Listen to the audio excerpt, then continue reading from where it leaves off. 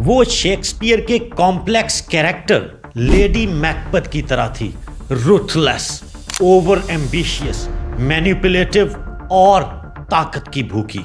69 साला ये खातून क्या वाकई मनशियात के धंधे से वाबस्ता है, और उसके पास खतरनाक हथियारों के अलावा मशीन गन्स का कितना बड़ा जखीरा मौजूद है। उसके खिलाफ चलने वाला मुकदमा डॉक्टर आफिया सिद्दीकी के केस के साथ क्या मुमासलत रखता है। TNS द नवीद शो में आज की कहानी रियासती ताकत की गैर एलानिया मरकज वेनेजुएला की शतरंज के मोहरे चलने वाली और नाम निहाद first combatant first lady cilia Flores की कहानी।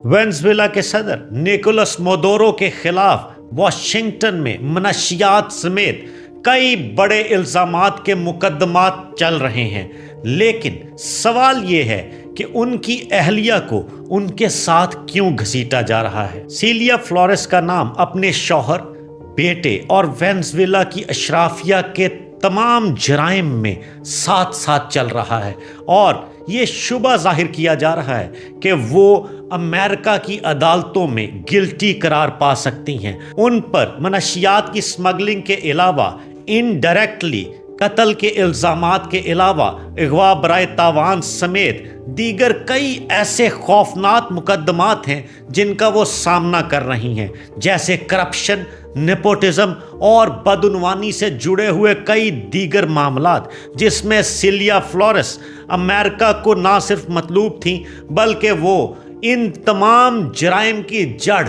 सिलिया फ्लोरेस यानी वेनेजुएला की फर्स्ट लेडी को समझते हैं। सिलिया को बाज़ाब्ता तौर पर कोकेन की दरामद का जिम्मेदार समझा जा रहा है, और उसके अलावा उन पर ऐसी साजिशें मुरत्तब और डिज़ाइन करने का भी इल्ज़ामात हैं जिनके तहत मशीन गन्स का स्टॉक और दीगर खुफिया और शदीद खतरनाक हथियार शामिल हैं। हर मुल्जिम की तरह सिलिया फ्लोरेस भी ये समझती हैं कि इन जराइम के पीछे उनका हाथ नहीं है, और वो सेहते जुर्म से मुकम्मल तौर पर इनकारी हैं। उनका कहना है कि ये एक गहरी साजिश थी जिसके तहत वेनेजुएला की फर्स्ट लेडी को निशाना बनाया गया। सिलिया 15 अक्टूबर 1956 को नॉर्थ वेस्टर्न वेनेजुएला में पैदा हुई और वहाँ के एक छोटे से कस्बे के कच्चे मकान या झोंपड़ी में रहा करती थी। उनके वालिद एक सेल्समैन थे। गुर्बत का नाच उनके घर में नंगा चलता रहता था, और वो 2 वक्त की रोटी के लिए भी कभी कभी तरसा करती थीं। ये 5 बहन भाई थे जो उस कुटिया में क़याम पजीर थे, लेकिन सेल्समैन वालिद ने ये तय कर लिया था कि उसे अपने बच्चों को पढ़ाना होगा।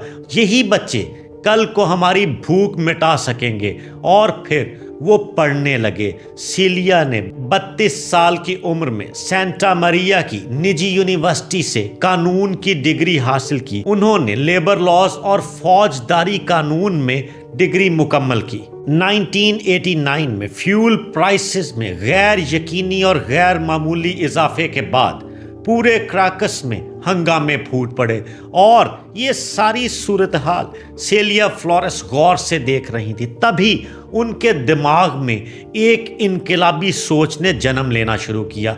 1992 में एक बड़े बागी ग्रुप ने इनकलाबी रस्तों पर चलते हुए एक तहरीक का ऐलान किया, और उन्होंने वेनेजुएला को हमेशा के लिए बदलने का मंसूबा बनाया, जिसकी पादाश में उनके खिलाफ कार्रवाइयों का सरकारी सतह पर आगाज हो गया।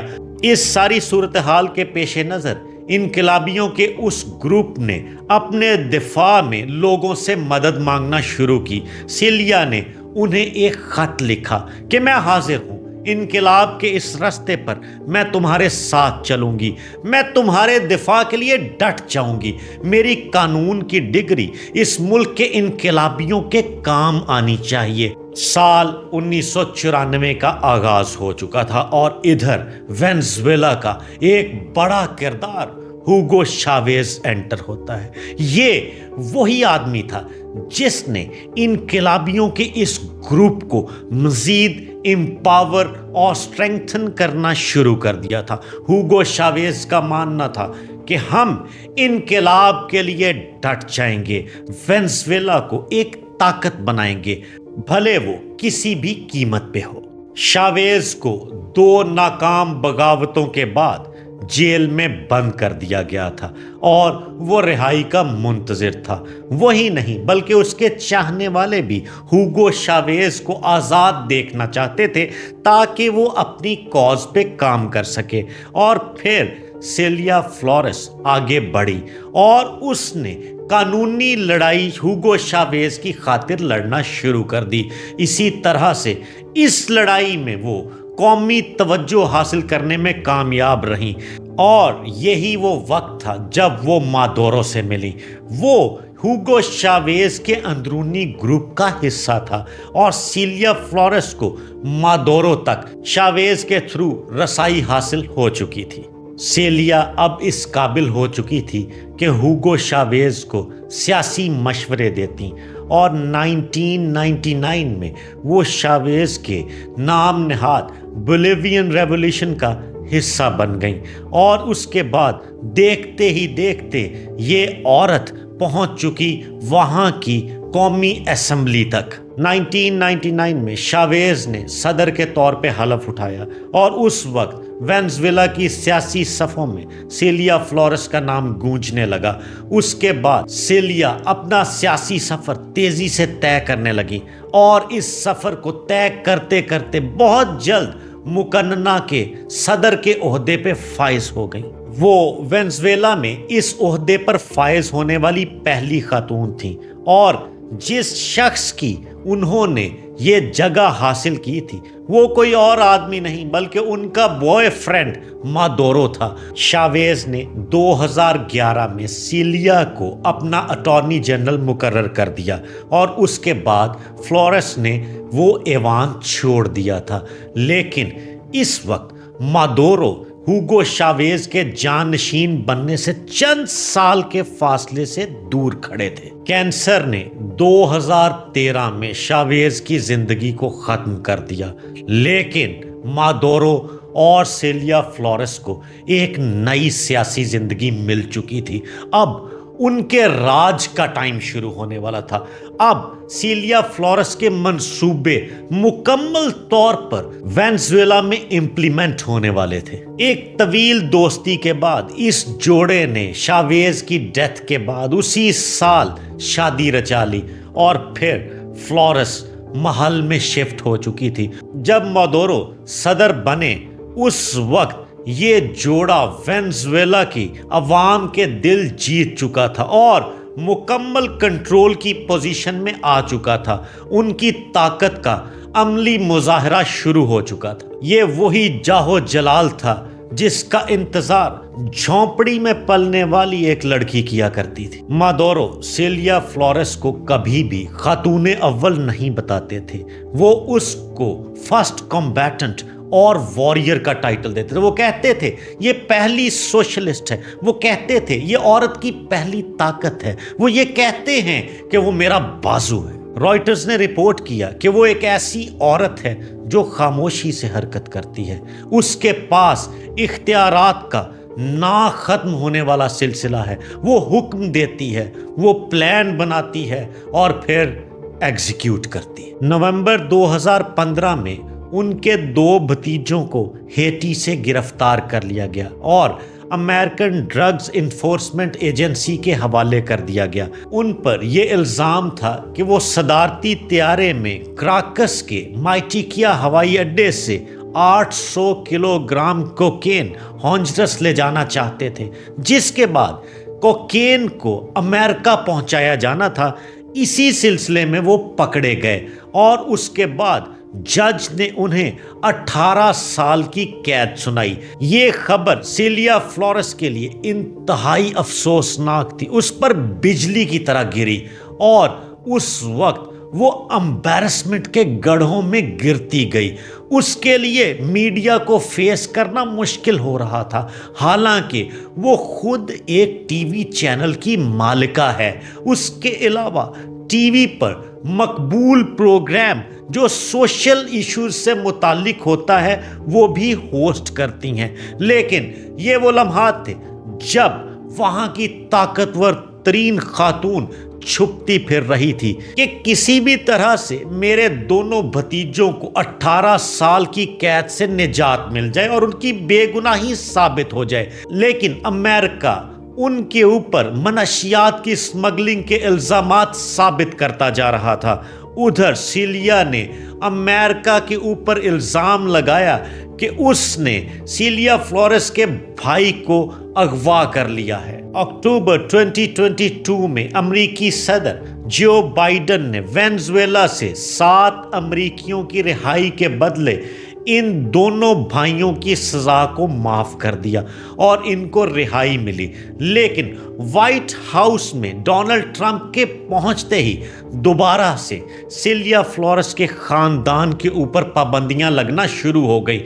سیلیا ہمیشہ پردے کے پیچھے سے ڈوریں کھینچتی رہتی ہے، وہی دماغ ہمیشہ وینزویلا کو مشکوک اور بڑے فیصلے کرنے پر مجبور کرتا ہے۔ اصل میں اس ساری حقیقت کا پہرا سیلیا فلورس ہی دے رہی ہوتی ہے کہ اب حکومت کو کیا کرنا ہے اور کس سمت معاملات کو لے کر جانا ہے۔ مادورو اور سیلیا فلورس نے کسی بھی بچے کو جنم نہیں دیا کیونکہ وہ دونوں اپنی پہلے والی شادیوں سے ہونے والے بچوں کی اپنی اپنی جگہ پہ کیئر ٹیکنگ اور براٹ اپ کر رہے ہیں۔ وہ ان بچوں کی پرورش میں اپنے پورے رول کو نبھا رہے ہیں۔ واشنگٹن نے مادورو اور سیلیا فلورس پر اربوں ڈالر کے غبن، فراڈ اور لوٹ مار کے ایلیگیشنز لگائے، لیکن اس ٹائم تک بھی واشنگٹن حقیقت میں یہ جاننے سے قاصر ہے کہ اصل میں اس جوڑے کے پاس کتنی دولت ہے۔ قومی اسمبلی میں اپنے وقت کے دوران سیلیا کو شدید تنقید کا سامنا اس لیے بھی کرنا پڑا کہ وہ اپنے ساتھ اس پورے سسٹم میں اپنے خاندان کو کیسے لے کے آئیں، حتیٰ کہ انہوں نے اپنے سابق شوہر کو بھی فیسیلیٹیٹ کیا۔ اس کے علاوہ 2 بھتیجوں، 2 کزنز اور خاندان کے دیگر کئی افراد کو سرکاری ملازمتیں حاصل کرنے کے لیے اپنے اثر و رسوخ کو استعمال کرنے میں انوالو کیا۔ یہ فیورٹزم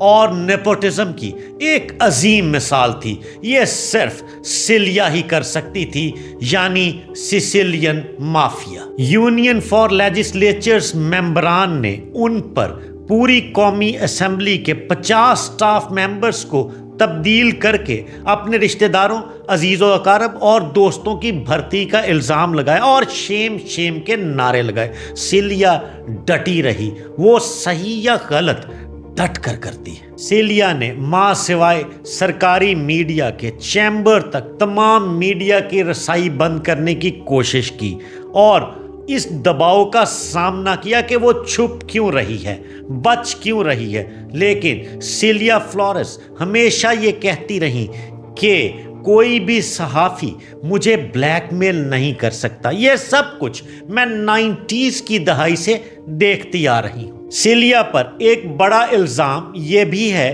کہ اس نے 2007 میں اس وقت کے ایک بڑے ڈرگ لارڈ اور سمگلر کے ساتھ وینزویلا کے نیشنل اینٹی ڈرگ آفس کے ڈائریکٹر کے ساتھ ملاقات کروائی اور اس کے نتیجے میں لاکھوں ڈالرز کی بڑی رشوت وصول کی۔ ایک بدعنوانی کی ڈیل میں منشیات کے سمگلر نے پھر انسداد منشیات کے دفتر کے ڈائریکٹر کو ماہانہ رشوت دینے کے ساتھ ساتھ کوکین لے جانے والی ہر پرواز کے لیے تقریباً 1 لاکھ امریکی ڈالر فلائٹ کے محفوظ راستے کو یقینی بنانے کے لیے دینے پر رضامندی ظاہر کی۔